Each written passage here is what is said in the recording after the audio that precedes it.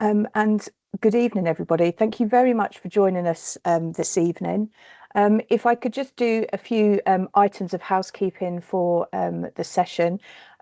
We are recording, so if you wish to, you may want to turn your camera off during the recording, just so that you don't, if you don't wish to, appear on the recording that's put out to the public. And please, for the sake of others on the briefing, if you could please ensure your mics are muted so that the presentation is not interrupted. We have a 90-minute session this evening, and that's going to be broken down into 3 parts. The first part will be providing an introduction to the local nature recovery, and if you have attended any of the previous briefings or workshop or meetings relating to the strategy development, then this will be familiar to you, but I wanted to make sure that everyone understood what the strategy was and where we were coming from in respect of its development. I'll then go over in more detail into what the Kent and Medway local nature recovery strategy, my apologies, is proposing in respect of what we would like to see for nature recovery in the county. We then do have time for a short break, but given that it's the evening and you may wish to finish up early, I will put it to the group as to whether you'd like to have a break at that point, but it is planned for if you wish to. And then we will finally wrap up with looking at how the strategy can be used to inform nature recovery as we understand it anyway, and a look at the online mapping tool that will be helpful in allowing you to understand how the strategy will inform nature recovery in the county. So that's the plan of the programme. We will, after each section, have a Q&A session, the opportunity for you to ask questions. We don't have a huge amount of people on the call this evening, so we can actually invite you to put your hands up and Katie can monitor that. But also, we do have a Slido. There's a link to that in the chat, and Katie, you might need to repost that link for those who have joined because they might not see that. Please put your questions into the online Slido as opposed to the chat function, as the chat function won't actually be monitored during the course of the session. And also, just to save you needing to scribble away during the presentation, not only are we recording this so you'll be able to watch it back and share with others if you wish to, but we will also circulate a copy of the presentation afterwards. So you can sit back and listen, and you'll have a copy of all the details of the strategy as you wish. So I will now get on and tell you what you've actually come here to hear about, which is the Kent and Medway Local Nature Recovery Strategy. So first of all, just to set a bit of context as to why we need to recover nature. Just last year, the most recent State of Nature report really painted quite a stark picture in respect of the state of nature within the country. This showed that species abundance in the UK had declined on average by 19% since 1970. And 1 in 6 of the species that were assessed as part of the State of Nature report were threatened with extinction from Great Britain. And since those records have been taken, actually, we'd already lost 151 species in that time.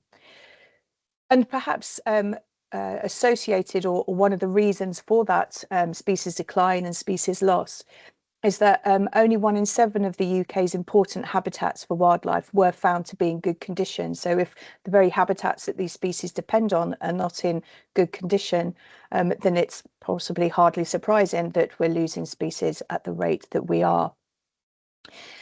And also, as a result of these stark figures, it's also perhaps not surprising that when we hear that the UK has been classified as one of the world's most nature depleted countries. And, you know, for a country that seemingly is very wedded and considers its nature very important, this is actually a very sad state of affairs indeed.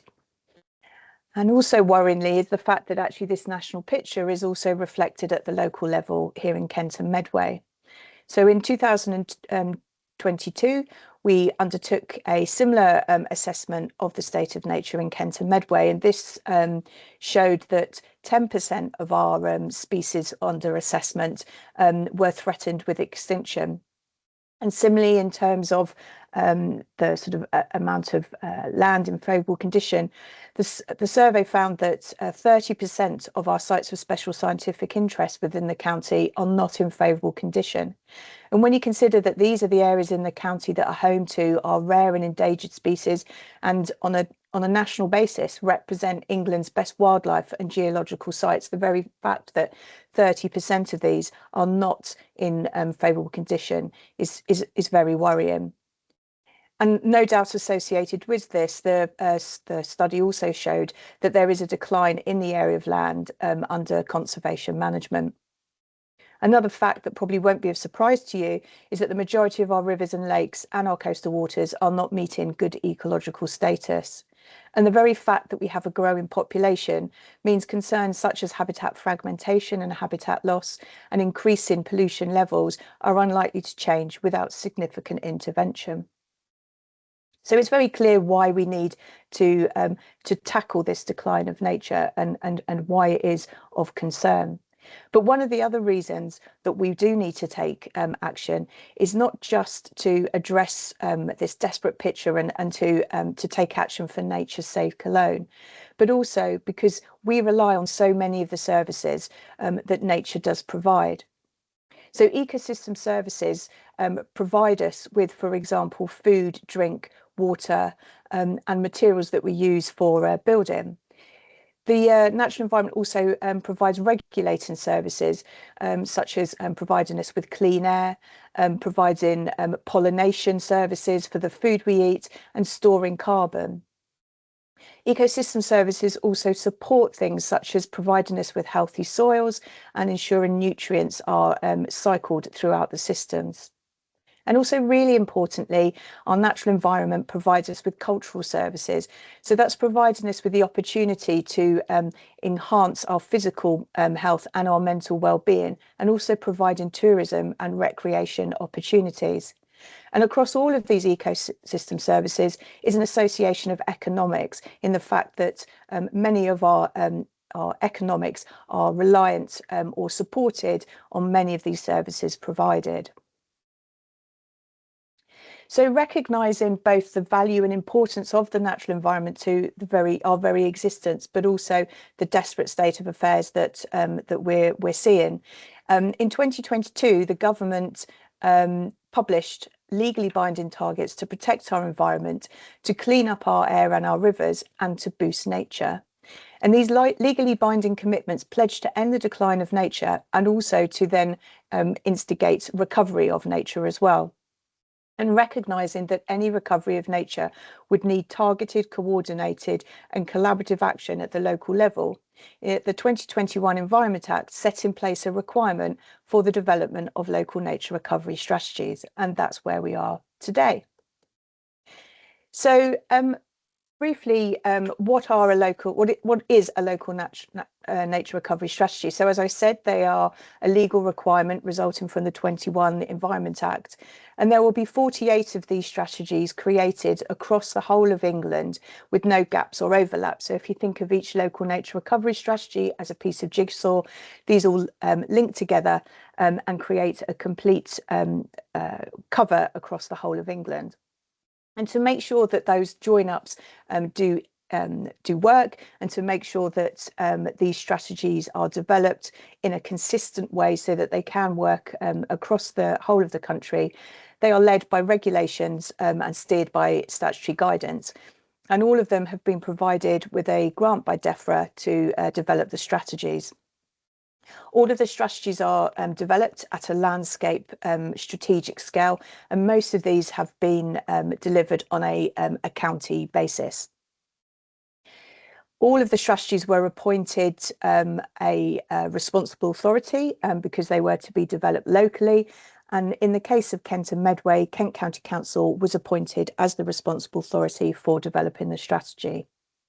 And really important to the development of the strategy was the requirement for these to be collaboratively developed.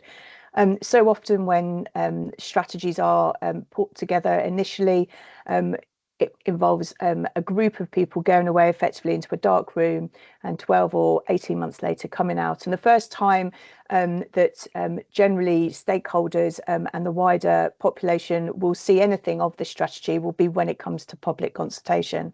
And it was very much the intention of the strategies that that wouldn't be the case and that they would be developed in a collaborative way. And essentially what all of this is aiming to do is to provide agreement at the local level of what the priorities and associated actions are for nature recovery. And then collectively, all of these local actions will come together to deliver a nature recovery network for England and end the decline of nature and also support its recovery.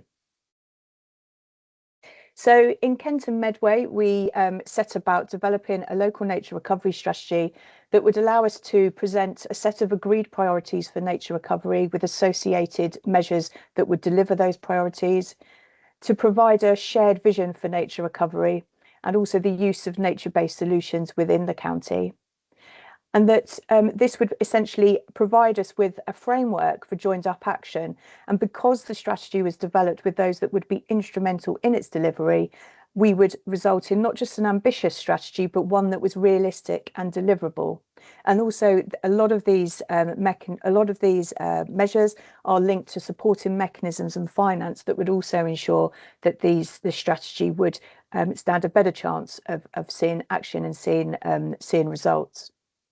And finally, the strategy will be spatially framed. So it's not just a list of ambitions, objectives and actions that are considered necessary for the recovery of nature in the county, but also it focuses that action to where it's most needed and where it will deliver the greatest benefits. So really looking at mapping those actions as well.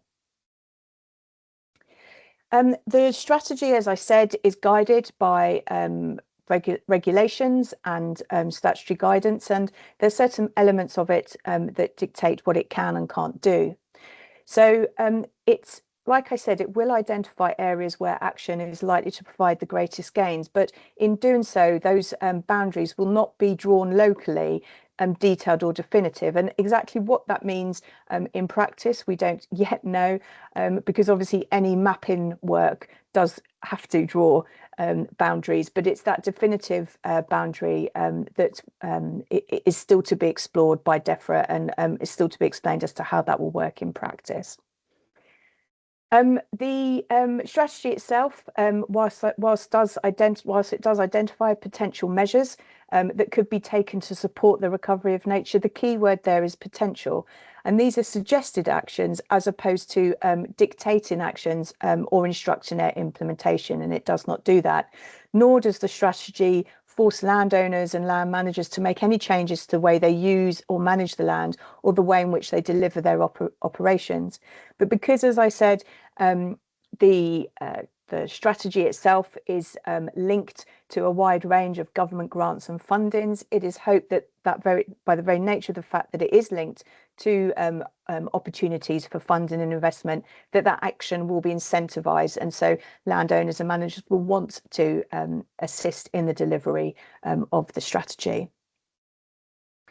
And importantly, the strategy will not offer any formal statutory protection of the land, and it will not prevent development from happening either. So this is not a tool by which development can be prevented, but what it will do is it will inform future local plans and will also inform development management and planning applications, in particular in relation to biodiversity net gain. So it provides an opportunity for any development coming forward to be more mindful of what opportunities that development might have in helping to deliver meaningful biodiversity net gain.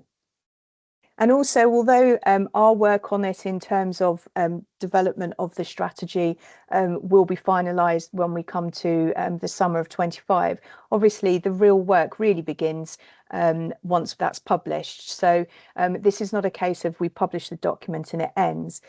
And also the strategy will itself be reviewed, revised and republished on a regular cycle, which will be instructed by the Secretary of State. And that must happen every 3 to 10 years. So really what we're looking at is that the strategy in the future will enable action and investment to be directed to areas of greatest need and where the most benefit will be delivered. But it also will work to direct losses and impacts away from our most valuable assets in the way in which it maps those. In developing the strategy, we followed a number of principles to ensure that this strategy really was fit for purpose. So first of all, we ensured that throughout the whole process, we were considering the character of the landscape, that the functions that relate to the water catchments were preserved, and the ecosystem links were continued to be provided for. So that being that we would ensure that the functionality of the landscape and of the ecosystem services that it provides were not only retained but very much were enhanced. We also wanted to make sure that anything that we did in the strategy addressed our most significant impacts and the impacts that arises from the many pressures and challenges that face nature. And some of those are within the scope of the strategy to address, and we have focused on those. And unfortunately, some are not. But what we can then do, if we're not able to actually address the pressure or the challenge, we can at least address the impact that might result from those. And we also looked to target our efforts to our most significant and important habitats. And those are habitats that are significant at a national scale because we have a particular stronghold for that habitat or hold a large proportion of that habitat resource within either the country or even globally, but also concentrating on where habitats might be really important locally because we have very limited resource of that habitat within the county. And so we would also look to concentrate on habitats that are threatened, not just in extent, but also looking at habitats that are perhaps threatened through degradation of quality or might be at risk from the impacts of climate change.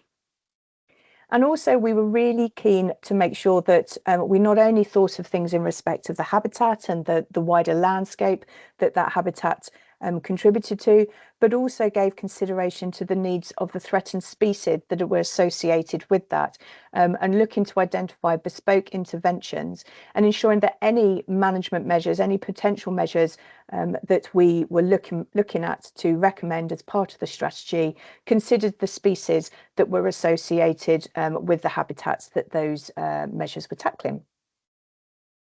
Our sixth principle of strategy development was to ensure that anything that we were doing or proposing contributed to both local and national priorities and ambitions. So we have a number of ambitions and targets that have been set nationally that we have looked to support. But also we wanted to make sure that where there were local priorities within our local plans and other local strategy documents and action plans, that we were also supporting those through the local nature recovery strategy. And that wasn't just ambitions and priorities for nature itself, but also looking where we could to support ambitions that related to enhancing and improving green and blue infrastructure, and also looking at wider environmental benefits and the opportunities that come from that. And then we were looking to identify the actions and delivery mechanisms that were needed to achieve the priorities for the county's nature, and looking, as I said, to target those to where they were most needed in terms of action or where they would deliver the widest benefits that could be realised from them. And finally, through all of this, we wanted to make sure that we were maximising opportunities to deliver nature-based solutions. So nature-based solutions are where we work with nature to tackle some of our societal and economic challenges that we might have within the county, such as flood water management, poor water quality, air quality, and also tackling some of the future anticipated impacts of climate change, such as urban heat rises and other matters that come from that. And there's a really good reason for doing this, not just because it makes sense to make the most of these services that nature offers when we're tackling these issues, but also the fact that by using nature to tackle these, it would open up opportunities for other funding, grants and investments. So whereas before funding for flood risk management, for example, wouldn't necessarily be open to nature recovery. If we were delivering a scheme that was using the natural environment to mitigate or minimise flood risk to an area, that could be designed to not only reduce that flood risk, but also deliver some of the nature recovery action that we wanted to see in the area. And therefore, we could access the flood risk management funding, but also deliver some nature recovery benefits alongside that. So that was something that we wanted to make sure that we didn't miss the opportunity to do that. A really key principle that sat over all of this relates back to that collaborative development that DEF were really keen to see.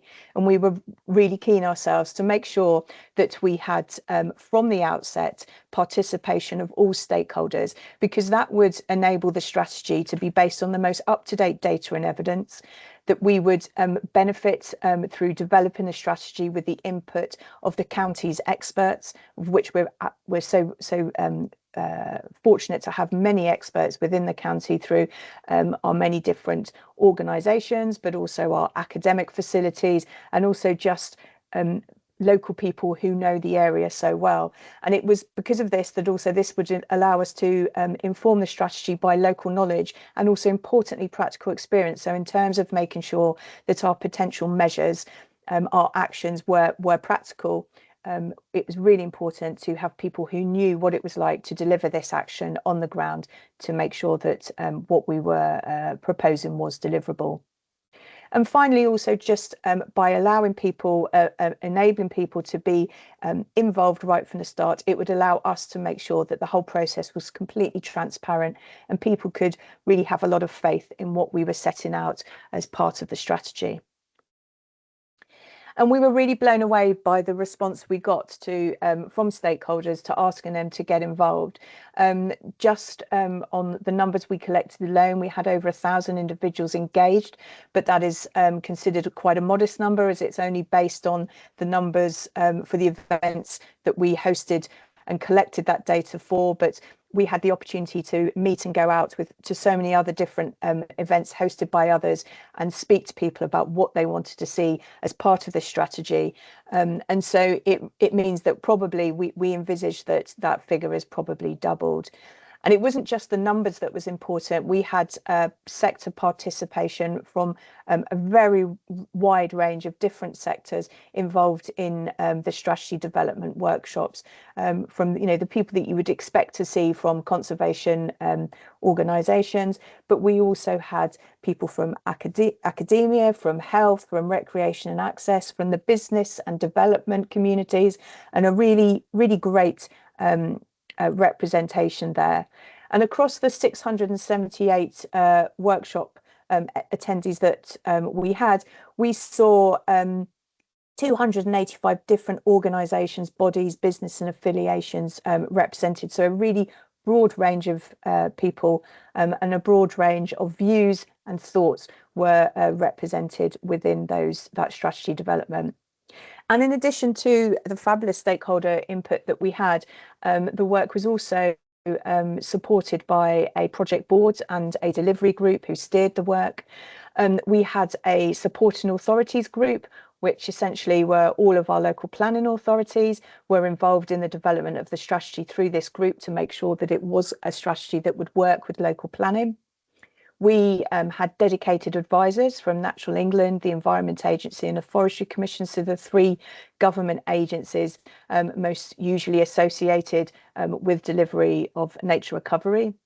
And also throughout the whole development, we had a number of technical advisory groups that pulled together such a broad wealth of local expertise and knowledge into the development of the strategy that there's no way we could have afforded it if we'd had to actually commission it in. And we're so grateful to those that contributed their expertise and wisdom and knowledge in respect of data evidence and mapping in terms of species in the county, land management and land use, freshwater and coastal habitats, which are very complex, and also provided us with guidance on how we could make sure our communications regarding the work we were undertaking was most effective. And all of this stakeholder input was was just phenomenal. And because of this exceptional amount of input, whenever I use the words we, I really do mean we, as in the county. This is a strategy that has been pulled together, has been sort of coordinated, and the words put onto the paper by Kent County Council. But this was always a strategy that isn't owned by the county council and should always be owned by the communities in Kent. And given the amount of involvement we've had, we're very confident that it is fully representative of what our community in Kent and Medway would like to see. And because we feel that it provides such a robust strategy, it does mean that we are exceptionally indebted to all the contributions that partners and stakeholders made through both their time, expertise and support of the process. So that brings the first part of the presentation to an end. And in a minute, I will move on to talk about the actual what the strategy itself is proposing. But before I move on, I just wanted to pause to see if there are any questions in respect of what the local nature recovery strategy is in general, its purposes, and also the general process we took in developing it. So, Katie, are there any hands up or questions on Slido? I've got one hand up from Alistair, Councillor Gould. Please come in. Hello there. Hi. Thank you. I was struck by what you said about that it won't give any statutory protection or see any change in land use. I just wonder how this actually then works in practice. If a developer decides to try to bring forward a development right on the edge of an area of, say, ancient woodland, which is very much on my mind at the present in my ward. You're saying that actually then this strategy wouldn't be able to stop that, even if it had been identified as an area that might be of potential value for enhancing the local recovery. And therefore, where does it get its teeth from to actually enforce this, especially given the pressures that we are under to put houses in all sorts of places, and the Prime Minister's statement recently that if there's a choice between a house for a human or looking after the environment, he would plump in favour of the house for the human. Well, I will actually be coming on to this later in the presentation, so perhaps we can revisit the question in more detail once I've done the third and final part of the presentation, and hopefully I will have answered your question. But in brief, no, it doesn't have teeth in terms of stopping a development. What it will do, so in respect of the ancient woodland side of things, so ancient woodland theoretically, and I appreciate this might not always be the case in planning decisions, but theoretically ancient woodland should have its own protections through the planning system anyway. So this certainly wouldn't be providing anything additional to ancient woodland in that regard anyway, because as far as DEFRA and Natural England concerned, that those areas are technically afforded some level of protection through the planning system. But what we hope will be the case is that, so first of all, I mentioned there was a number of mechanisms which would support the delivery of the strategy, and one of those mechanisms is there is a statutory requirement on local planning authorities to take account of the local nature strategy when it's published, when they go through their local plan review process. How this will translate if we end up going to devolution, I don't yet know. I suppose the only thing might be is that actually it could mean that the strategy is taken account of more sooner, because potentially through devolution we might need to see a quicker revision of existing local plans. But the basic thing is that there is this statutory requirement for local planning authorities to take account of the strategy and to use it as part of their sort of evidence and information that informs their decisions based on land use planning and essentially strategically allocated sites.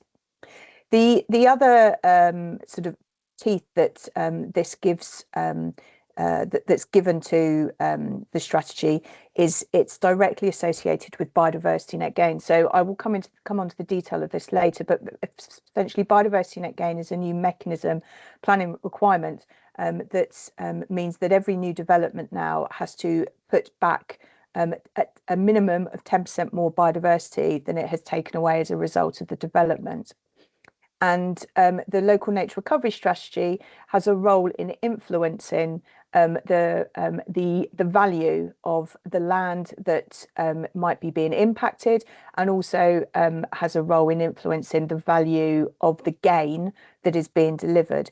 And if you forgive me, I'll come on to that in more detail later, because I think it will help to explain that as part of the process as opposed to it. But so there are a couple of mechanisms, and hopefully later on in the presentation it will give you a bit more detail as to how that is delivered. The other thing is potentially as well is that we also the government does have a target of 30 by 30, which is that 30% of the country's land will be in some form of protection or appropriate management by the year 2030. And our understanding of it is that the local nature recovery strategy in the areas that it identifies will be looked at to inform what areas could be considered to contribute to that 30%. And some of that 30% could be delivered, like I say, by providing additional protections to the land. So whilst there's not there's not an inferred or implied in any way protection that results from the mapping, it will be used potentially to inform areas that are protected in one way or another, whether that's through statutory designations, whether that's through local planning approaches, or whether it's just through instigating more appropriate management. So there are mechanisms that hopefully will deliver on that, but I appreciate that it's not necessarily what some people hoped that the local nature recovery strategy would do. Any other questions? Arms up, Katie, or yeah, we've got one from Vince. Yeah, hi. Yeah, mine's a kind of follow on from that previous one. We've got a situation where we've got some green belt with national landscape and a protected species, skylarks, nesting there. Yet you've got people on here from Sevenoaks District Council who are promoting 2,500 houses to be built on it. I'm just trying to reconcile that with how we can actually protect that land before all of this happens. The strategy's not there yet.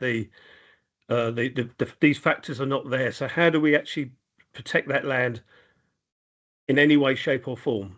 Yeah, well, I'm afraid I don't think it's appropriate for me to comment on individual planning applications. And as I said, the protections, any protection that's related to planning comes through statutory and designated protections, so such as sites of special scientific interest. Local wildlife sites offer some form of protection within the planning system.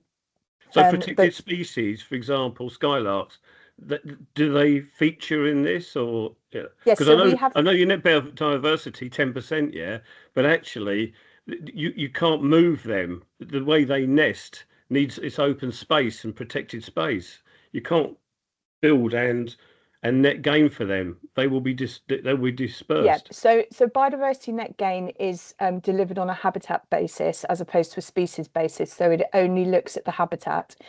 A skylark nesting, if they are where there are protections on a particular species, the protection of those species will be dealt with under the relevant species protection legislation and the requirements that are needed in respect to that. So the planning application would need to demonstrate that they can put in place the relevant mitigation. And like I said, it's not appropriate for me to comment on particular cases. No, I understand. As part of this. Yeah.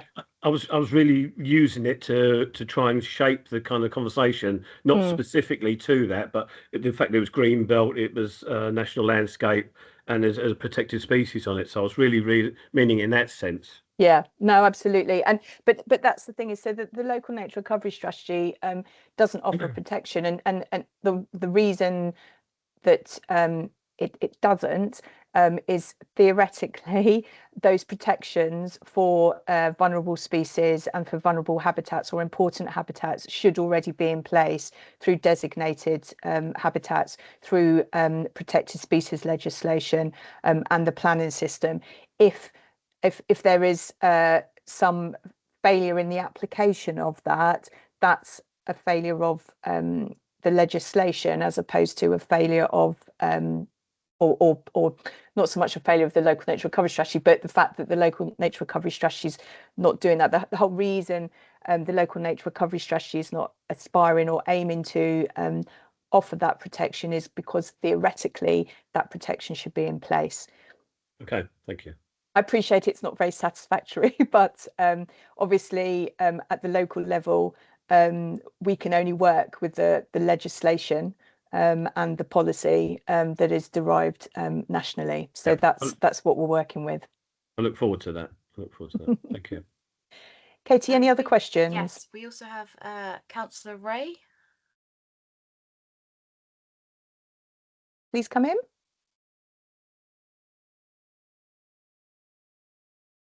Am I now unmuted? I hope I am. Yep. It was just to correct a slight misconception. Nobody from Sevenoaks District Council is promoting any sites at all at the present minute, regardless of any particular places or thoughts to the contrary. We are actually completely open in our current production of the local plan to see where the evidence suggests we might or we might not finish up. But nobody, I repeat, nobody is promoting a single site anywhere within the district. It keeps coming up, Simon. It keeps coming up in the DCACs. Well, Katie, is there any other people with their hands up? Because probably for sake of time, we could do with moving on. Yeah, we've got one last comment on the Perfect. Slido. Yeah. It says, I welcome the strategy, but don't recall seeing much in the way of consultation. We're community groups and or young people, or were community groups and or young people consulted, please?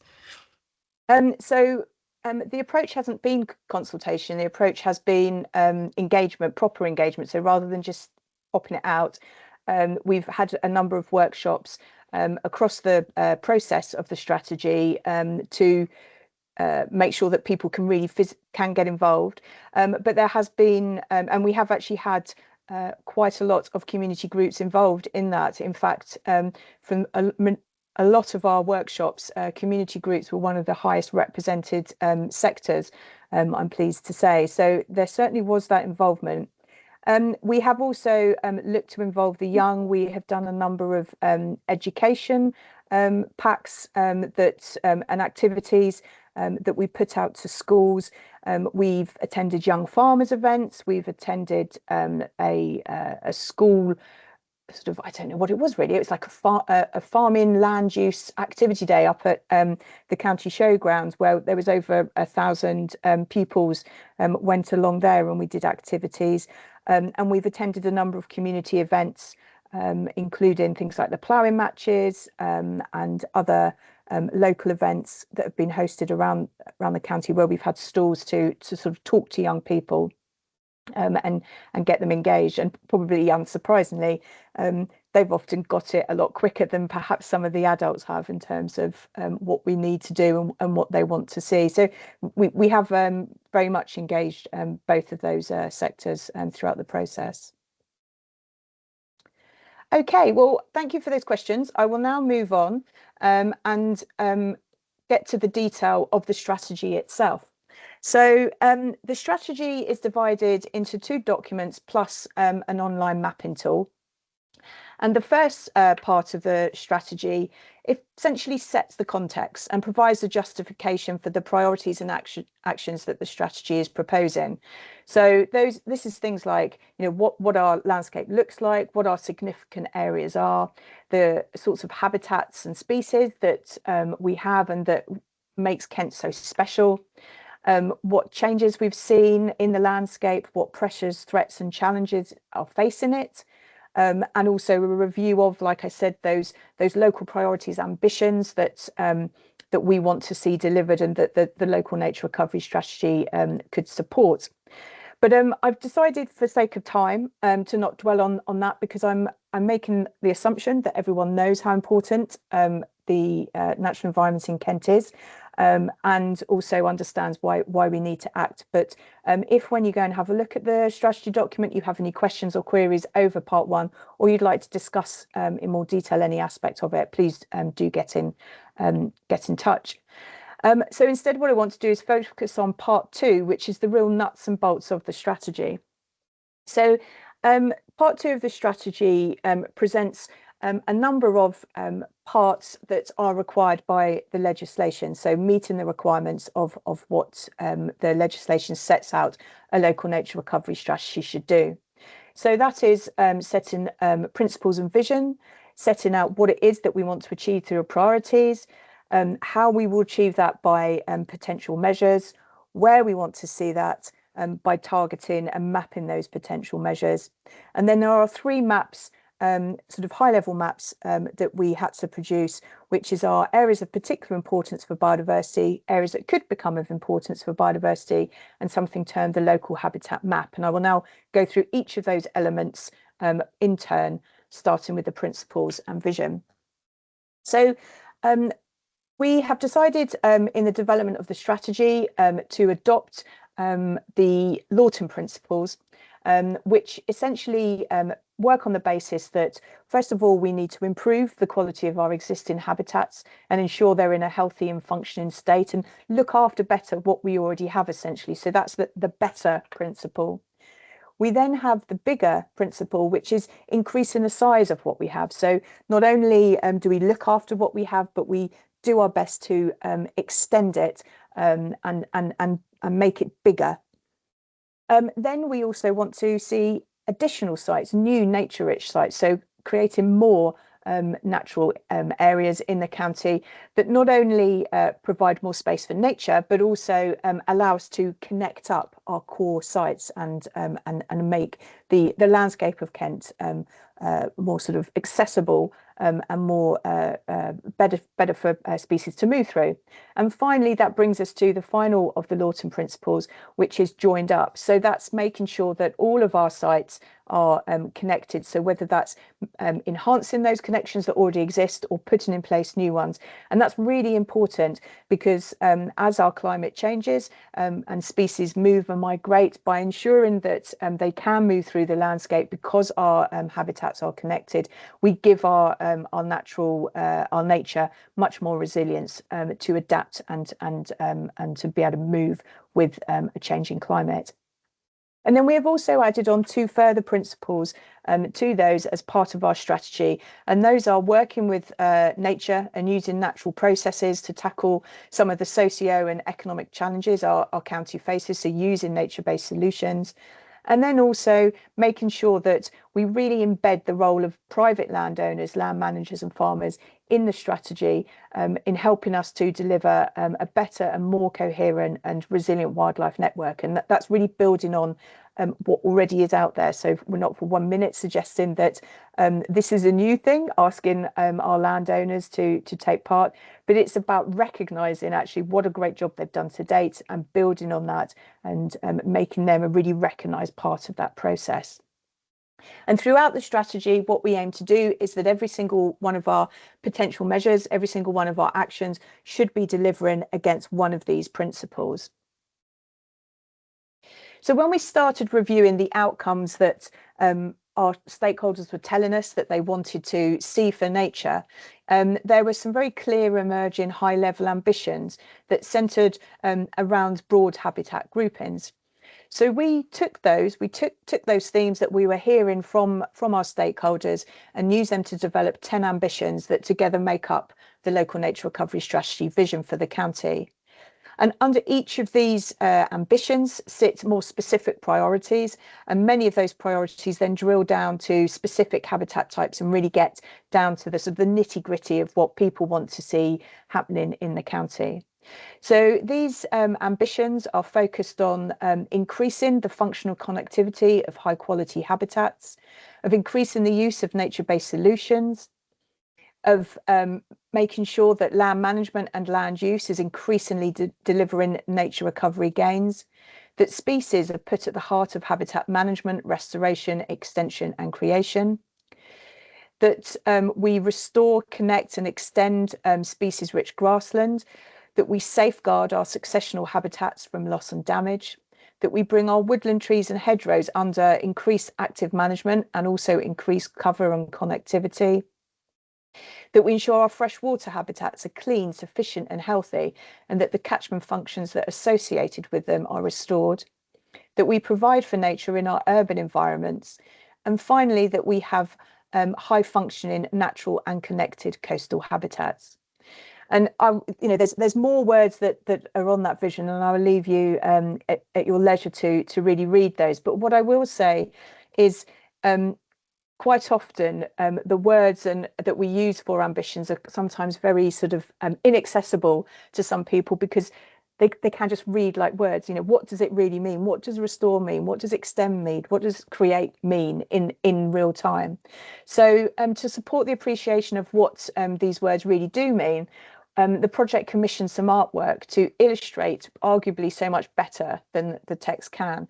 And this was just to sort of bring your attention to it and to say that we're going to be taking our artwork around with us as we go around the county with our consultation sort of drop-in sessions, and if you haven't seen them already, I really would recommend coming along and having a look at these really beautiful and original items of work that I say we've created, we commissioned, and that some fabulous artists created for us. So as I said, under each of those 10 ambitions are more detailed priorities, and it's these priorities that outline the outcome we want to see for nature in Kent and Medway. And the strategy also identifies priority species that action should be focused on. And again, when I'm saying the outcomes that we want to see, these are the outcomes, these are the priorities that our stakeholders told us that they wanted to see. We developed them with stakeholders through a series of workshops and ensured that our priorities focused on outcomes that tackled the county's most notable pressures and challenges. And we also went to our stakeholders to find out from them what they thought our most notable pressures and challenges were. But as I previously said, we also looked to ensure that the priorities were also supporting delivery of local and national ambitions, and also tackling and we're focusing on our most significant, important and at-risk habitats. So the result was that we ended up with 52 priorities that sit under these 10 ambitions, and obviously 52 is far too many to present them all here at once. But just I will just quickly sketch over some of the examples of the priorities that are identified under the ambitions of. So we have one here for nature-based solutions, for land management, for species-rich grassland, for connectivity, and for successional habitats. And as you can see, in the case of the grasslands, it's going down to that actual specific habitat level of looking at, in this case, chalk grasslands. We also have ambitions for ancient woodland, under woodland trees and hedgerows, for chalk streams, and looking at chalk cliffs and reef communities in terms of habitats for those three habitat groupings. And also, really importantly, we have specific outcomes for the urban environment. So in this case, looking to address the fragmentation that happens within the urban environment, because just of the sort of interruptions that exist as a result of development to urban species. And as I said, we also identified a number of priority species. So this was guided by Natural England in terms of how we should identify what our priority species were. And we were requested to really drill it down to a very short list of priority species. As a result of the guidance, it was determined that we had just over 1,500 rare, threatened and significant species within the county. And so from that, we had to select our priority species, which we did by going down and we got it down to 141, which was still about 3 times as long as Natural England had told us they'd like it to be. But I think that when you bear in mind the breadth and extent of the really special habitats that we have in the county, it's not surprising that we also end up with quite a long shortlist of priority species. But obviously that, you know, some people might be concerned that that only represents 9% of these species that we've identified as rare, threatened and significant.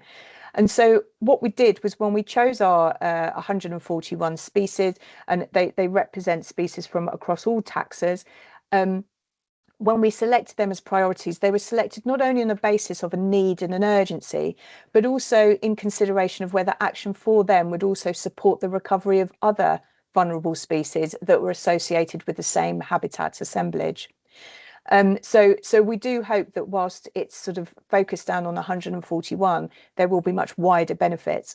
And all of this work was steered by a technical advisory group of over 30 species specialists that we have within the county. So we're very confident that this is really based on best information, best knowledge, and it essentially is as good a list as we could put together. But obviously, there is the fact that there are some 1,300 odd species that weren't included in that shortlist as a priority. So we've also included in the strategy a priority that makes sure that consideration is given to all of our threatened and vulnerable species when any action is designed as a result of this strategy. So we've really made sure that where we have identified what is vulnerable and at risk in the county, that is considered at any stage during action design. So we have those 52 priorities, and sitting under each of those are a number of potential measures. So potential measures is what you and I would consider a proposed action. So it's actions that are suggested to deliver the priority, and essentially that action will then be targeted to where it will deliver the greatest gains and the best benefits. And again, we identified all these potential measures working with stakeholders. So as you can imagine, we have 52 priorities, and under each of them sits a number of measures. So I certainly won't be going through all of those, but this is just an example of how it looks within the strategy when you come to look at it. So within the strategy, every priority has potential measures listed for it, and also the presentation of it shows which of those 6 principles that I talked about previously, the better, the bigger, the more, the connected, the nature-based solutions and the land management, which of those 6 principles that particular potential measure delivers against. And obviously some of the potential measures might creep into more than one principle, but it's at the heart of it which are the principles that potential measure is delivering against. So in this case, in this example, we have a measure that delivers against the better. We have a measure that delivers against the more, and we have a measure that delivers against connected. Also, what you will see within the strategy are some groupings of measures that actually sit outside of the scope of the local nature recovery strategy, but are really important to keep in as a context to what we're trying to achieve. So all actions within the local nature recovery strategy as a requirement of the regulations must relate either to a habitat or to a species.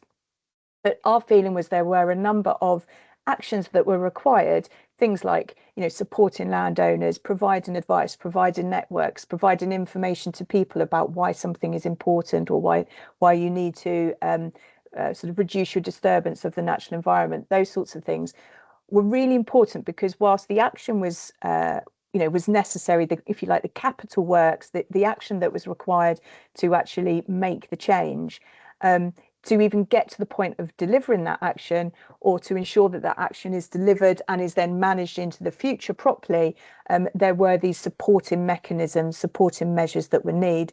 So those are also presented alongside the priority where relevant. So we don't actually have any on this example, but what we do also have that sits outside the scope of the local nature recovery, but again we felt was important to acknowledge, is where there were further evidence or information needs to support either delivery of the measures, or to make the priority better informed as we go along. So one of the things that we found when we were trying to map the potential measures was that we just, in some cases, didn't have the sufficient information to, for instance, identify the priority areas for that. So the strategy also identifies where where additional evidence or information needs exist.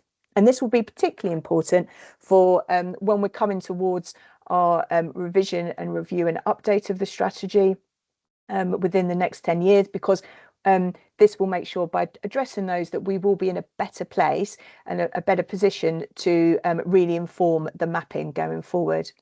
And finally, also within these listings for each priority are the priority species that are associated either with the habitat that the priority is related to, or will just benefit from the delivery of that priority. In the measures table, any measure with a reference number as seen here, that is a measure that has been mapped, and it can be viewed online by selecting the map with that particular number, but I will come to that shortly. So then we have the fact that the measures needed to be mapped. So they have been mapped and targeted to where they will deliver the best gains, deliver the widest benefits, and also realise opportunities to deliver those nature-based solutions. More detail is provided in the strategy and the appendices as to how we went about the mapping, because obviously it's quite an extensive process. But in brief, the way in which we approached it was, first of all, we looked at whether we could map the measure, whether that measure, whether there was data and evidence that would allow us to not only map it, but also to target it to where it would be most needed or most beneficial. And it was the case that in some instances the measures couldn't be mapped, either because there wasn't that information, or because the mapping approach was just simply too costly or time consuming for one measure out of hundreds to take forward. This initial approach of only mapping the measures that could be sufficiently refined in order to devise our opportunity areas, mapping our areas that could become of particular importance for biodiversity, meant that some areas of the county appeared from our initial mapping to have no potential or importance for nature recovery, and this was not the case at all, and instead represented areas where measures largely related to improving management or putting in place management, and therefore there was little on which to prioritise one area over another, and so we did not map it because we weren't able to sort of show that for this measure these particular areas should be targeted, because actually it was applicable across the county. And also in some cases it was that there just wasn't the data available to refine that as well. But when we took this out to our stakeholders, quite understandably, they thought this was problematic and felt that it misrepresented the actual value of these areas to nature recovery and could be misconstrued as to what those areas actually could or should be used for. So as a result, we took the approach to map every potential measure that could be mapped, even if that was only to the extent of mapping of basing the mapping on the existence of the habitat type or the potential for that habitat type. So in some cases, we had some very broad and a lot of coverage across the whole of the county mapping, but at least it showed where the potential was for this. And then what we did was we took those maps out and we reviewed and refined it with stakeholders. We essentially ground truth what was basically desk-based mapping work, and also discussed with them whether there were opportunities to further define the areas, and also whether where our mapping was indicating these things should happen, whether that was deliverable. And that further refinement considered things like the opportunities to address wider environmental challenges, but also other benefits like health and access. So where, for instance, we were looking to a potential measure to create new areas, if that particular habitat or the purpose of that habitat did not conflict with increased access of humans, then perhaps the best place to site that would not just be where it might provide benefits to nature, but also where it might address either social areas of social deprivation or poor health, or where there might not be sufficient access to green space currently. So there was the opportunity there to further define where these measures could be delivered based on wider societal needs. But obviously nature and the recovery of nature was the primary focus for that. So all of the potential measures are available online, and I'll cover that in more detail in the final part. But basically what you will see is within the strategy itself, only grouped measures are presented. So in the sort of the strategy document, you will only see, for instance, you've got all of the measures that relate to coastal and floodplain grazing marsh shown here. If you actually want to see all the individual measures that make that up, you would need to look at the online map. So individual measures are available on that online mapping tool, and in this case it's focusing on one of those measures that are delivering the priority for grazing marsh. And the online presentation not only allows you to look at lots of different things and within the map basis, but the online mapping tool, as I'll demonstrate shortly, allows you to zoom in and really look at it on the local level and consider it against your knowledge and understanding of the local environment. So we then move on to the three required high-level strategic maps that are required as a result of the strategy. The first is areas of particular importance for biodiversity, and these are mapped as per regulations, very strict regulations, and we could only include these particular areas. So these are all areas that are considered to be offered some form of protection or some form of management through the existing protections, legislations and planning systems. So very similar to what I was just talking about previously in reply to that earlier question. And then the second strategic map is our areas that could become of importance for biodiversity. So these are essentially mapping our opportunity and our target areas. So the way in which we did this is, first of all, the foundation of the areas that could become of importance for biodiversity were the potential measures which we mapped.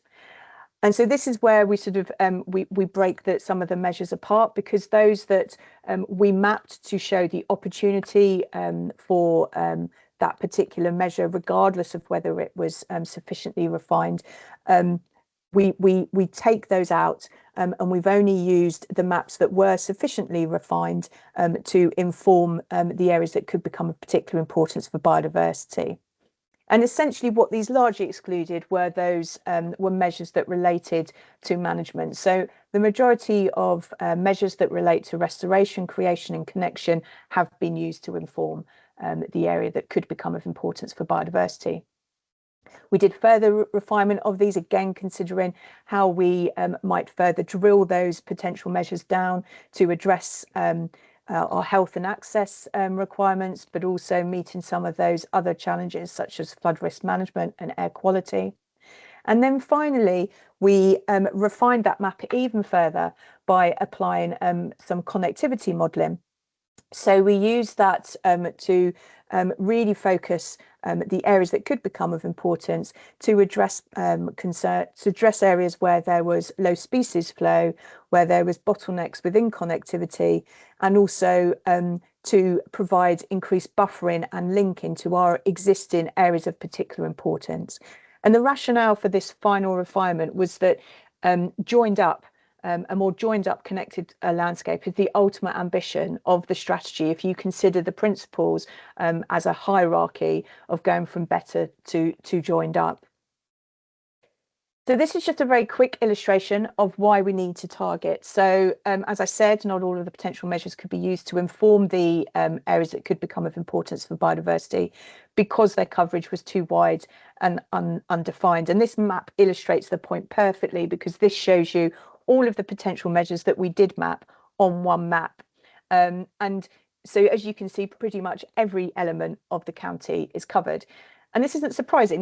We already know this. We know that everywhere has the potential to be an important area for nature, but we are required through the regulations of the strategy to be more focused in our targeting of action.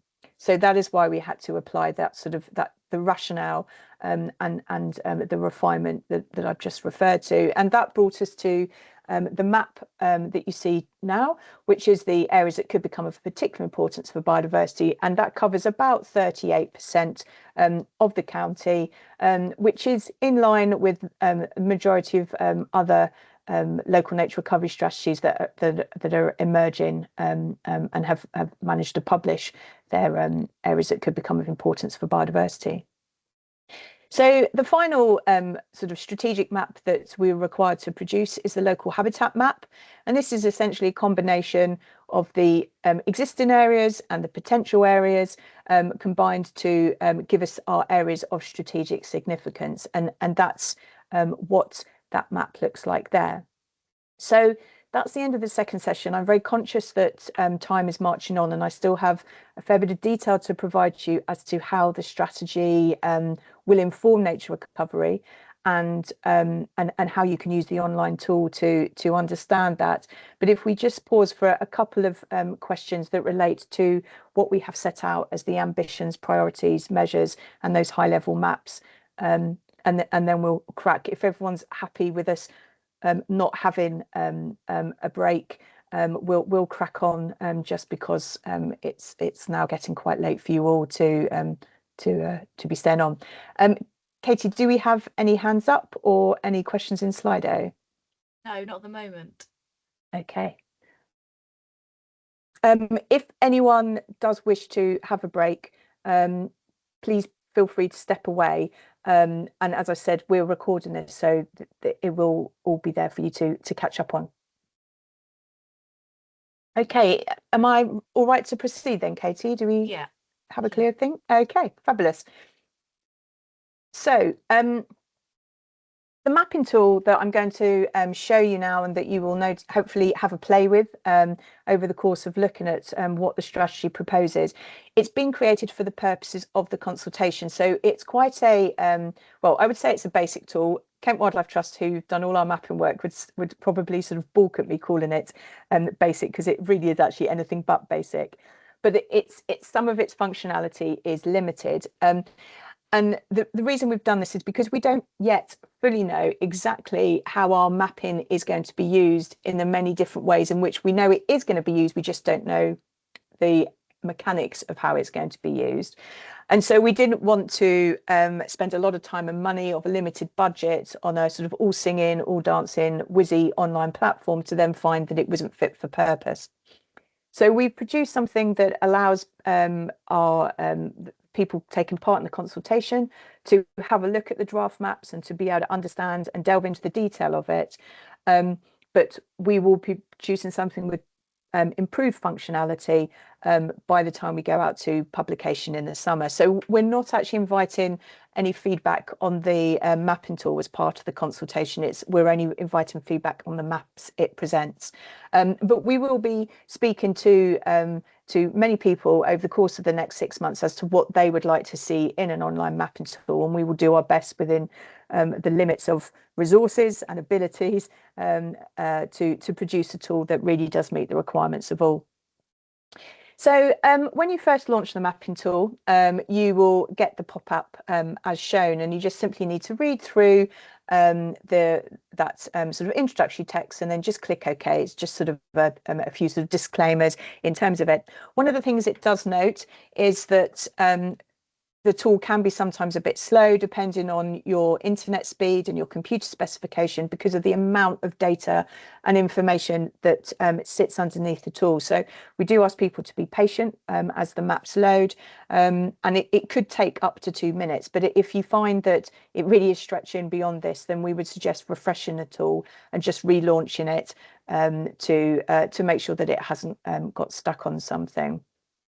And because of the fact that it does have its moments of being a bit slow because of internet speeds, I'm not going to be presenting the tool live. I'm going to be doing it with screenshots just to make sure that we didn't have any stumbly fumbly moments during this presentation. So once you've clicked OK, you will get the map, and you will see up in the right hand corner there's this mapping layers menu, and when you click on that, it brings down all the different options. So just quickly to introduce you to some of the functions that we have on the online map. So first of all, you can select your mapping baseline, and this can be either street map, which is what you can see there. It can be provided in grayscale, or you can also view it as a satellite imagery. The default for it is street map. You can also have some extra information on your map. So you can have the district boundaries put on, you can have the district labels put on, and you can also see the rivers network across the county. So the default is for all of those to be on. So you can just tick them off and on depending on which ones you'd like to view. At any point, if you want to know what the potential measures are or find out any detail about them, you can click on the little table icon on the left.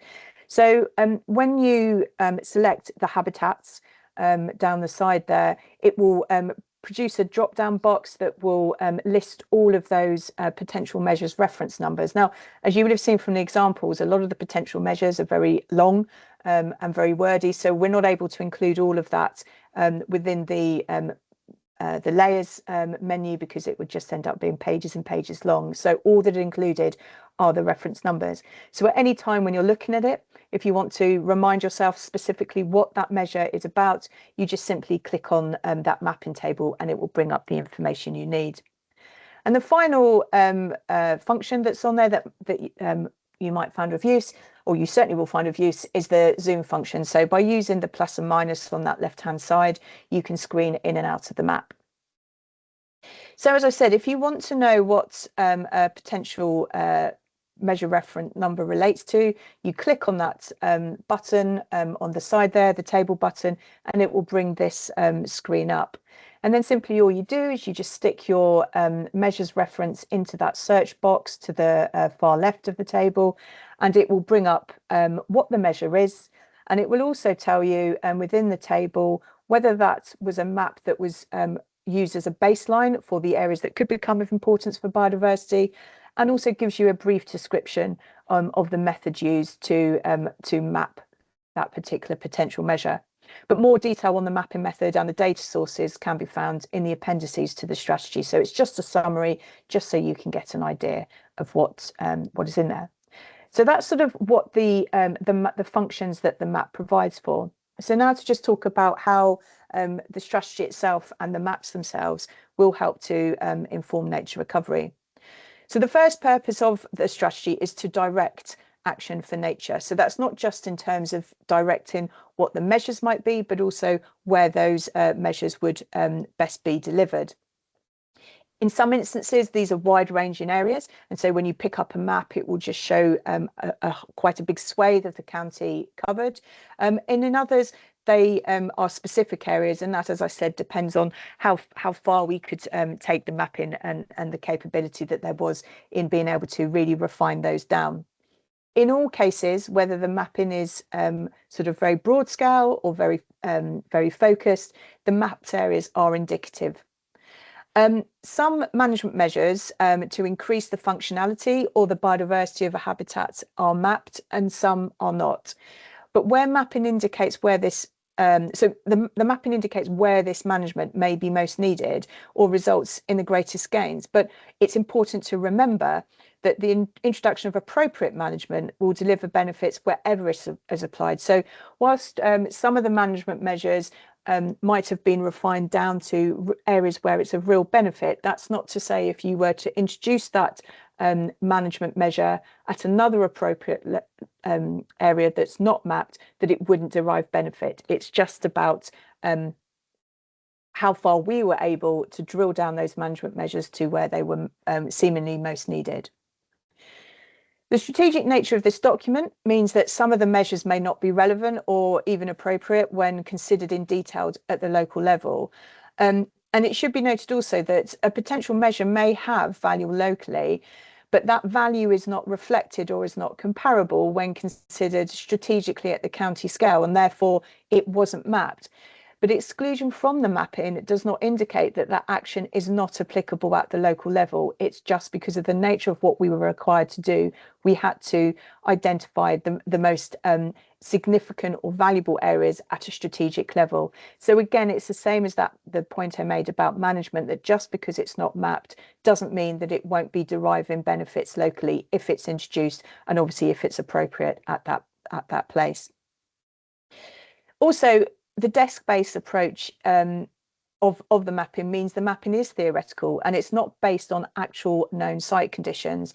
So site assessments and any other permissions or prerequisites that might be required will need to be put in place and will further inform the appropriateness of the action. So again, these are all suggested measures and suggested locations, and it should not be taken as read that if a measure has been mapped somewhere, that measure is 100% appropriate for that particular location. And just to reinforce the message as well, that the strategy and associated maps do not dictate actions, and they don't instruct their implementation. They are a guide for how anyone who owns or manages the land could use the land, could use it or could manage it in a way that supports the recovery of nature. So you can use the map to identify where that potential measure has been mapped for a specific habitat. So it might be that when you come to the map, you've looked at the strategy and you already know the particular measure or priority reference that you're interested in. But if, for instance, you are just looking for any priority or measure that relates, say, to a specific habitat type, so you have, say, an area of grazing marsh and that you're interested in knowing what it is that you could do on your area of grazing marsh to support nature recovery, then you can use the potential measures table to help you find those relevant measures. So what you would do is in the table, in the second search box under measures, is you would enter your habitat type. So in this case, we're talking about grazing marsh. So we enter in grazing marsh, and that pulls up 3 entries that relate to grazing marsh. So that's 3 potential measures that could be suitable for your area of grazing marsh. And that's those 3 there. And then what you would do is you would note either the one you're particularly interested in, or note all 3 reference numbers, and then go back to the map view. So from the layers, you would check the box of the measure you wish to view. So in this case, I'm just looking at the one that relates to grazing marsh. You can select more than one measure at a time, but the mapping will not distinguish between the potential measures. So if you want to know where each potential measure sits, where it's suggested it's best placed, then you need to look at the potential measures on a one-by-one basis. And what you basically have is you will click that measure, and as you can see, areas will come up in blue, and these are areas of the county where opportunities for delivery of this potential measure have been identified to exist. And as I said, a really nice bit of the function of this, which is why it's much better to view these maps online than in the document, is you can zoom in and out and look at it at a much localized basis. A second purpose of the strategy is to denote areas of strategic significance. So in the first case, the potential measures that fall within areas that could become of importance for biodiversity do indicate an area of strategic significance in the county. So if, for instance, your land falls in this area and also the action that you are wanting to undertake aligns with the potential measure identified for that particular area of the county, this could be classed as strategically significant for any grant, funding or investing schemes using this as an indicator. So this is where I was going back to sort of that incentivizing the delivery of action by linking grants and funding and investment back to the local nature recovery strategy. At the moment, the details of how this might work, for instance, with environmental land management schemes and other government grants, and also other funding bodies that have said that they would look to incentivise delivery of the local nature recovery strategy, those aren't yet known, but this is how we understand it could and would work. One application of the strategic significance we do have a bit more of a bit better understanding on is when it comes to using strategic significance for biodiversity net gain. So as I mentioned earlier, biodiversity net gain is a mandatory requirement that aims to ensure that every development has a measurably positive impact on biodiversity. And that gain is calculated through the use of a standard metric, and that metric identifies the biodiversity value of the land lost and the biodiversity gained based on the habitat, as I said, not based on species, so it just looks at the habitat. That metric, that calculator, includes a strategic significance multiplier, and that strategic significance multiplier is related to the local habitat map of the local nature recovery strategy and the potential measures that fall within that local habitat map. So if you remember, the local habitat map were the areas of particular importance for biodiversity, so the existing and the areas that could become of importance for biodiversity, the opportunity areas. So biodiversity net gain does offer real potential, but it will be more meaningful in terms of nature recovery, which is its main purpose, if gains are not only situated in areas of greatest need, but also deliver action required. So therefore, high strategic significance within the calculation tool will be applied when the habitat parcel is located in an area proposed to help deliver the local nature recovery strategy priorities, and the intervention that's being proposed is consistent with the potential measure identified for that location. So you can see how that would all link together, and hopefully it means that rather than biodiversity net gain being a tick box exercise, by it being informed by the local nature recovery strategy, it means that that gain really is meaningful and really is contributing to nature within the county. There's just a couple of important points that we need to make in relation to this, and this sort of goes back to the teeth element. So the areas that could become of particular importance for biodiversity do not indicate areas where development should be excluded, and they also do not dictate action or place any limitations on how the land itself should be used. And in the absence of guidance on the role of local nature recovery strategy in local plan making, it's not expected currently that any local plans or policies that are already in existence or sort of are in development are revised in reference to the strategy. However, planning authorities will need to have regard to and take account of the local nature recovery strategy in the application of their existing local plans. We are expecting, so we had been told that we would have guidance on how local nature recovery strategies will inform local plans by this time. Unfortunately, that hasn't yet been published, potentially because of the different things going through currently in terms of planning reforms and devolution and the like. But as soon as we get anything, we will make sure that that is shared with all of our planning authorities, so they are able to really fully appreciate what the local nature recovery strategy means for their planning functions. But one thing we do know that is written into statute is that as local plans are revised and updated, the local habitat maps and all of the potential measures and the aims and ambitions of the strategy itself, and consequently those areas of strategic significance, will be a really important and also statutory source of spatial information that will be used to inform land use planning and ensure that nature and its opportunities for recovery are properly considered. So in terms of how you would view those areas of strategic significance, you would you essentially launch the map as usual, pull down your mapping layers, and you would click on the areas that could become of importance for biodiversity, and that would bring up areas in yellow. And then you would click on areas of particular importance for biodiversity, and they would come up in green.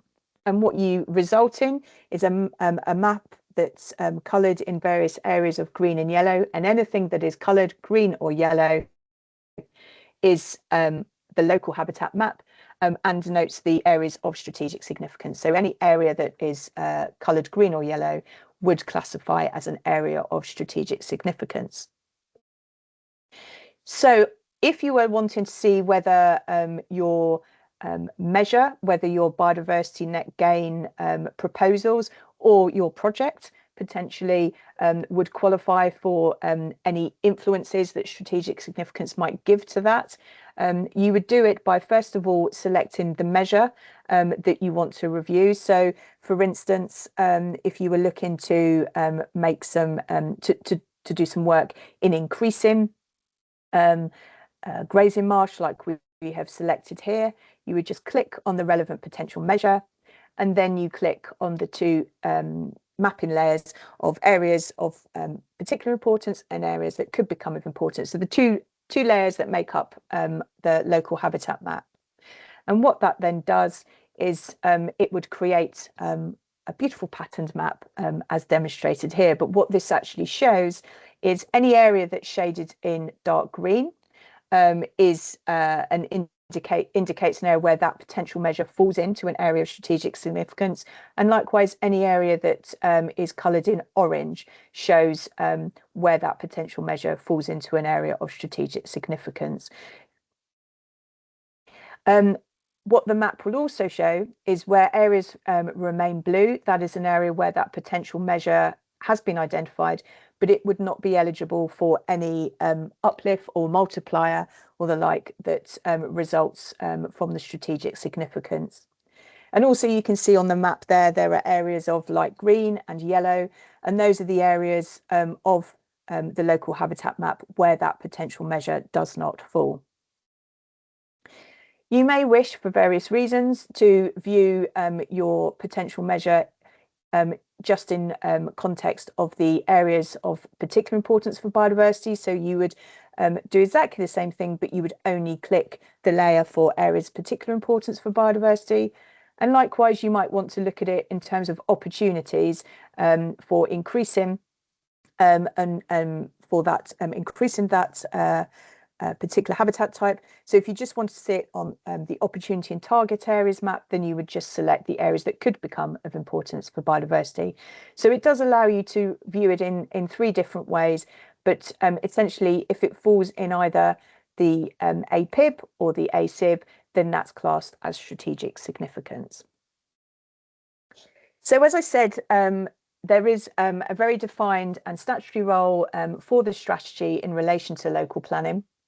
And once it is published, the strategy areas planning authorities will be required to take account of the local nature recovery strategy in the preparation of not just local plans, but also minerals and waste and neighbourhood plans. And this is a really important role for the strategy, making sure that nature and opportunities for its recovery are considered alongside all the other future plans for the county. As you obviously would all be aware, being local councillors yourself, many of the county's planning authorities already have in place revised local plans and policies or are well in advance in their process of plan revision. And in the absence of that guidance from MHCLG on the role of local nature recovery strategies in plan making, it's not currently expected that the strategy will be applied retrospectively or supersede any land use decisions already taken, including allocated sites. The strategy, as I said, is not designed as a tool to prevent development, nor do the identified areas that could become of particular importance for biodiversity, nor do they preclude development either going forward. But instead, it will inform future local plans through its role in biodiversity net gain. It will also guide development in maximising positive outcomes for nature. So it's very much a guide as opposed to a dictation. In some locations, you will find that there is more than one potential measure identified for that location, and we have purposefully done that because it ensures that no opportunity for nature recovery is missed, and also that when you might be looking at a broad area, that within that area you're considering a range of habitats to either be enhanced, restored or created, to ensure that we have that mosaic of habitats within broad areas that nature recovery needs. We will be undertaking work between now and the publication date to make sure that it's really clear to people using the strategy just what the priority is when you are looking at an area with more than one potential measure. But these will largely be based on the application of the strategy's principles and the hierarchy of principles. So you would start with looking at the area that if it's not got appropriate management in place, or it is not in good condition, the first thing to do is to start with getting the existing habitat in order, and then to look to build on that and extend and buffer what you already have. And where there's not the opportunity to then extend it by establishing new. And then finally, what we would look to, what we're hoping that this approach would do is that you would achieve the principle of joined up simply by delivering better, bigger, more in the areas that we have identified as areas that could become of importance for biodiversity, because those areas have been specifically designed around ensuring connectivity across the county. We'll also be looking at how we can make sure that any prioritisation of measures also considers the opportunity to deliver against the priority species we've identified. So sort of coming on to that final point about how this offers protection. So unfortunately, as I've already referred to, the strategy does not provide any formal or otherwise protection that can only be provided through statutory designations or local planning. It's a framework for nature recovery that directs action to where it's most needed and where it will deliver the greatest gains. But because it does have a statutory role in informing local plans, there is the potential that local authorities in time might choose to use the strategy within new local plans being developed to help identify land that they might consider should be set aside for the purposes of nature recovery. But there is certainly no requirement on any local authority to do that. That is just an option that is presented by the nature of the mapped areas. And therefore no element of the mapping should be viewed as some level of protection or prevention. But of course, what this might also offer the opportunity, as I mentioned earlier, is that it could present information and evidence for the government, for DEFRA, in areas that could help to deliver on their 30 by 30 targets in terms of making sure that 30% of our natural environment in England is offered some form of protection and or management. So that concludes the overview of the strategy and how we would use the mapping to inform our nature recovery. But before I finish, I would just like to use this quote from a hero of mine and of many, Sir David Attenborough, to remind us of why such a strategy and the ownership and delivery of it together is so important. And therefore, it's really important that we do hear everyone's views on the strategy so that we can ensure it's something that you not only endorse, but can adopt in the delivery of your action for nature recovery. As I've said, this is a strategy that has been prepared by Kent County Council, but it is not a Kent County Council strategy. And it is one that we really hope that everyone in the county will look to own and to endorse and adopt. So I will leave the presentation there. And Katie, I appreciate we've gone over by a few minutes, but I'm more than happy to stay on and answer some questions if we have any from the audience. We've got one from Councillor Thornton. Thank you. Good evening. Really good presentation. Thank you very much indeed. Very informative. I think I need to go in, and I've just been looking at the map and stuff, and it wasn't working that well on my phone, but I have connectivity issues out here. There appears to be a lot of onus on the landowner to do the improvements. Is there anything you can tell us about funding that might be an option for them? I have quite a lot of large rural landowners within the ward that I represent, including people who are quite involved in Kent wildlife. So in fact, we tend to go along with a lot of things they're saying anyway, and they tend to keep us up to speed. But in the past, I know there's been funding available for sort of higher level stewardship, that kind of thing. Is there a resource that I can give to landowners to make them aware of where funding might be available so they can make some improvements?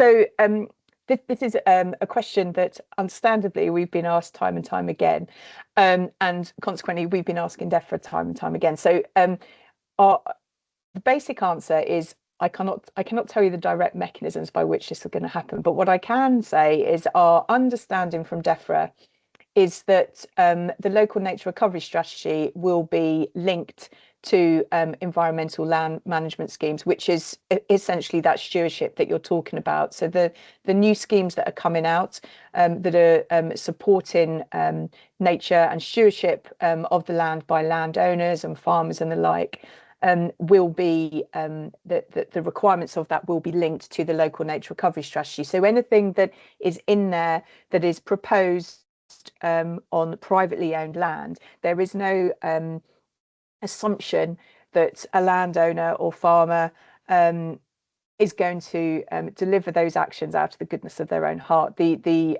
understanding is there will be funding, grant, and other investment mechanisms coming forth from central government to support that. And there, the advice that landowners have previously and continue to receive from Natural England land advisors in respect of accessing those grants. We've had involvement of Natural England's land advisors all the way through this, and that was one of the things that we made sure was that in terms of where we do know what we know about the funding schemes, that we made sure that those sort of important links and words and that there was recognition that what we were suggesting as potential measures were reflected in the potential measures and actions that some of the existing payment schemes were asking for, if that makes sense. So we made sure that there was that direct link. So although I can't tell you the direct mechanisms or the way in which your landowners will access that funding in time, our understanding is that there will be a link between the two, and they should be able to access funding to deliver this. Anything else, Katie? Any hands up or questions on Slido? Sorry, I think Councillor Thornton was just speaking, but she's on mute. Sorry, I was on mute again. Yeah, no, I'll you're just right. say presumably if they're members of the CLA, they'll hear through that route.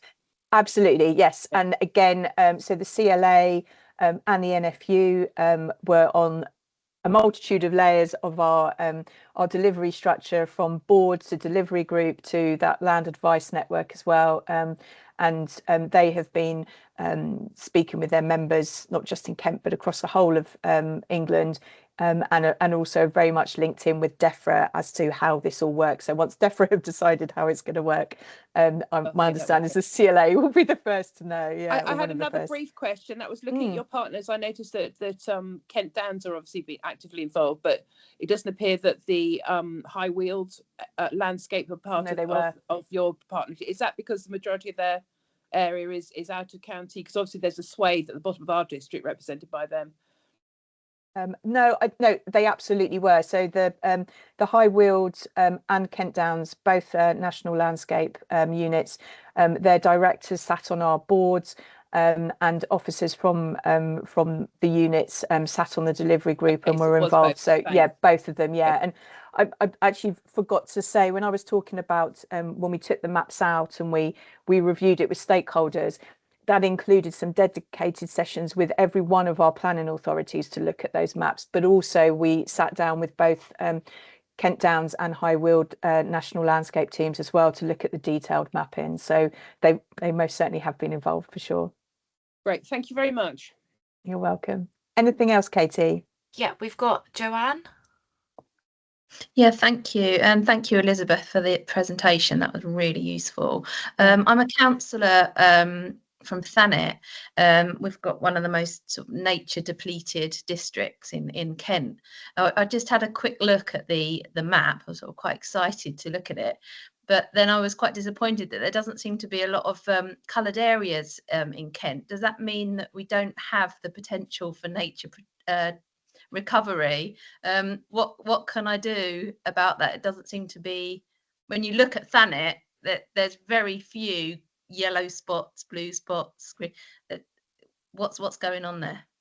So this came back to, so Thanet was one of the areas that when we took the initial mapping to, alerted us to the fact that the mapping approach of only mapping measures that we could be really specific about was the way to go. And so I would hope that as you flick through the maps, you should find that individually there is more mapped for Thanet than might appear from the areas or from the local habitat map. All of the management measures are applicable everywhere, and I think the problem is that there's sort of this misrepresentation as a result of what the strategy is sort of setting out to do, that if you're not in an area that could become of importance for biodiversity, that you're an area that has no opportunity or no value. That's certainly not the case at all, and that's why we've made sure that we've mapped all opportunities where they exist. Thanet is a difficult one to a certain extent in terms of the fact that the mapping was theoretical, because a lot of a lot of Thanet is where it's not urban, it's high grade agricultural land. And so where we're looking at habitat creation or habitat extension, that precludes a lot of land in Thanet, because the way we approach the mapping is that we would not be suggesting that high grade agricultural land should be turned over, because obviously land like that needs to be preserved for food production. So that was one of the suggested approaches to how we did the mapping, but consequently it precluded quite a lot of land. And if you look at Romney Marsh, it's a similar situation, that Romney Marsh has high areas of high grade agricultural land, and that's why there's big swathes of Romney Marsh as well is excluded. What the mapping doesn't show in detail. So if you went and looked at the land management, that should show where it has mapped some opportunities that exist on that agricultural land, but there are a number of land management measures that we haven't mapped because it literally applies anywhere, and that's where places like Thanet really needs to sort of address those broad. Could be delivered anywhere, but would provide so much value to nature in Thanet, because where you have got so much land that is being used for agricultural purposes, if you could just increase the field margins, if you could put the hedgerows back, if you could do those sorts of things, it doesn't actually matter where in Thanet you do that, just doing it anywhere is going to make a massive difference. And so that's something that we want to be, I mean, for the time being, we've very much been focused on getting this strategy prepared. But between now and the end of the year, the Making Space for Nature team is still going to be in place to the end of 2025. And one of the things we want to look at, and we need to look at, is how we support and encourage the delivery of the potential measures that are broad brush, do apply anywhere, but we don't want them to get forgotten, because, as I say, something like that in Thanet is incredibly important. And I think if you look at I believe if you look at, say, for instance, the trees side of things, a lot of that is mapped to Thanet because you have such a low level of trees. So Thanet was identified as an important area, as a priority area for tree cover extension. But other things like, say, creation of wildflower meadows or species-rich grassland weren't identified as a priority because of the available land that would be for that is given over for high-grade agriculture. That was a very rambly response, but hopefully it made sense. That was really useful. Thank you. Thanks for that. Cheers. And lastly, I think we have Councillor Gould.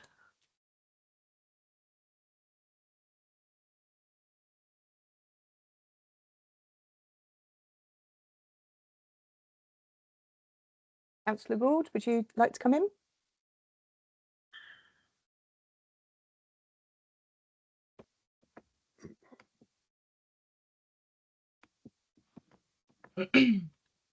We're not on mute, so Okay. I can imagine it's not there. Yeah. Are you there, Councillor Gould? Do you have a question? Yeah. Sorry, my microphone stopped working. Oh, right. We can hear you. We've got you. Oh. Oh, good. Cool. It's working again. Sorry. Yes, no worries. Technology. Yeah. Now, I take on board what you say, that the making space for nature strategy isn't about preventing any development. It just strikes me that, certainly looking at my area, if you don't do that, then you will lose more potential area than you could ever hope to gain by this strategy.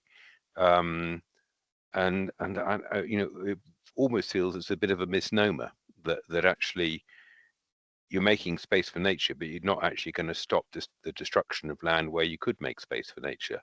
And yeah, it does feel a bit disappointing from that point of view. I mean, I guess as far as I understand it, the main aim of the strategy is to guide where the best biodiversity net gain can take place. But if you're losing more than you gain, it does seem to me a somewhat flawed strategy. I appreciate the frustrations there. I mean, we can only deliver through this strategy what the regulations allows the strategy to deliver.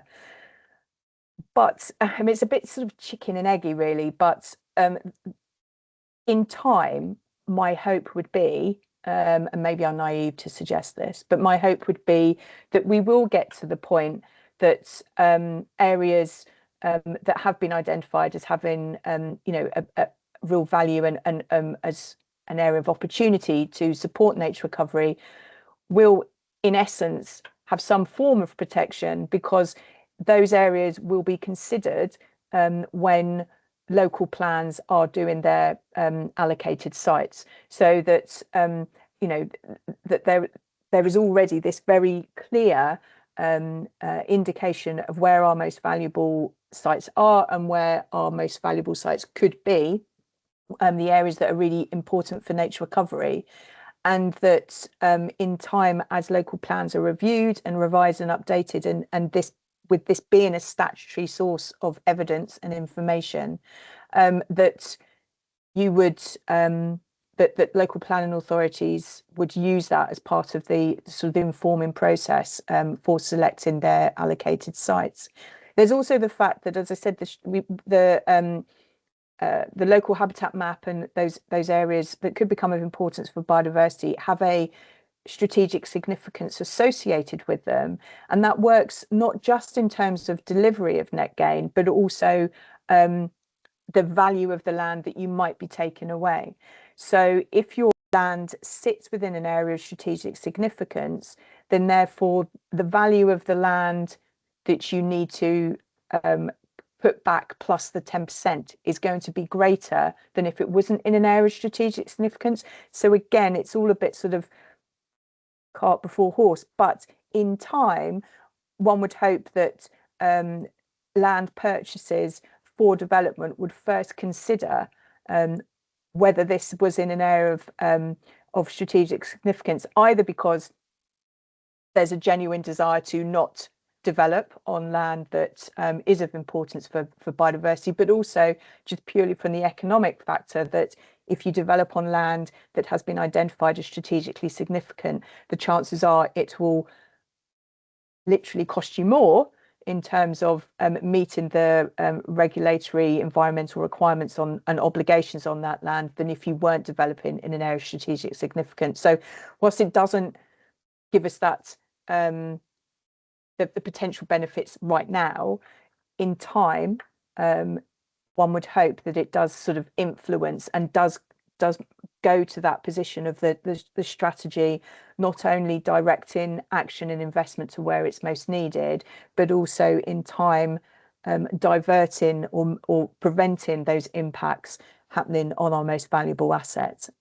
That might be me being an eternal optimist, but you know, I think that they would not have included that as an element of the strategy if there wasn't the intention for that in time to happen. But obviously, you just, I mean, you could imagine the nightmare it would be for us to, wouldn't be us, but for the local planning authorities to go back and retrospectively apply this to their allocated sites and to their local plans. So it's something that can only be imported into the system in time as these plans are revised and updated. I'll take that on board, but I mean, I think the problem is that any increase in the value in the land is going to be dwarfed by the profits that can be made from sticking houses on it. And you know, just you were saying that you didn't take out or you didn't include areas of best and most versatile agricultural land. But I think if we include that in Swale, plus these sites, plus SSRI, plus national landscape, there is no land left. And at some point, we're just going to have to say, actually, we've just got to stop. However, that hasn't stopped the Secretary of State calling in a site that goes right over to your sites where are included on your map, and the rest of it is best and most versatile agricultural land. So I wish I could share your optimism, but yeah. Well, it's funny because I did a presentation to CPRE before Christmas, and I was asked where the optimism came from, and I basically admitted that it comes just from a belief that it has to happen. Otherwise, you know, it's not just about nature being in trouble, is it? It's about us as well. And at some point, it has to click with decision makers that if we don't protect really important assets for nature, then everything that we rely on these assets providing will be lost too.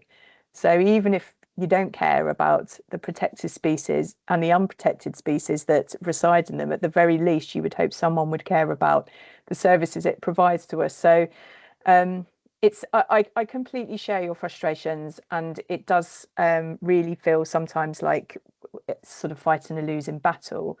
But I mean, I think there's something there that councillors, that all of our elected officials, MPs, we need to get our public behind it to make sure that what DEFRA are trying to set out and are trying to get achieved for the natural environment is endorsed and accepted by those who are also at central government pushing for the housing targets and pushing for, you know, development at all costs and that side of things. So there's discourse between the government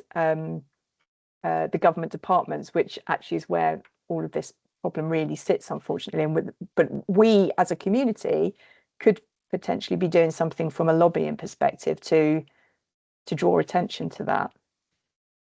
We're doing our best. Yeah, okay, we all are, aren't we?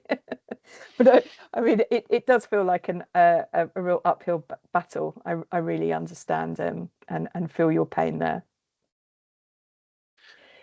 Thank you. And yes, and thank you for the presentation, all the work's gone into it. It looks very good. Thank you very much. Well, Katie, I don't see any hands up, but I haven't got the Slido. There's nothing on Slido, so no. Thank you very much, everyone. I appreciate we have well overrun this evening, but hopefully it's been time well spent. And like I said, we have recorded this. We will make sure that it is up on the website. So please do share it with your colleagues who weren't able to attend. If if there are councillors that you know of who are interested and who might like to know more about this, we do have another one of these sessions for elected officials on Monday. And that's at 7 o'clock again. And all the details are on the website. Also, we have a number of other online briefings, and effectively they're all the same. The presentation is the same for all. It's just that we thought we would try and group the sectors together because the Q&A and the discussions would probably be centred around particular themes, and therefore it would allow us to be able to give that more focus in the short space of time we had. So please do let your colleagues know and your residents know as well that we have these online briefings. We also have a bit of a roadshow where we will be going all around the county, not only with our beautiful artwork, but also with the strategy to hear what people think and to let people know about it. Again, the details of that are all on our website, but we do have at least 3 different times at which we're visiting each individual district. So there's plenty of opportunity for you and your residents to come and have a chat with us. But now I will, if there's no other questions or comments, I will wrap up and thank you very much for your attendance, and we will send through all the different bits and pieces we've referenced tomorrow morning once we've had a chance to upload it all online. But thank you very much and have a good evening. Thank you. Thank you very much indeed. Take care. Thank you.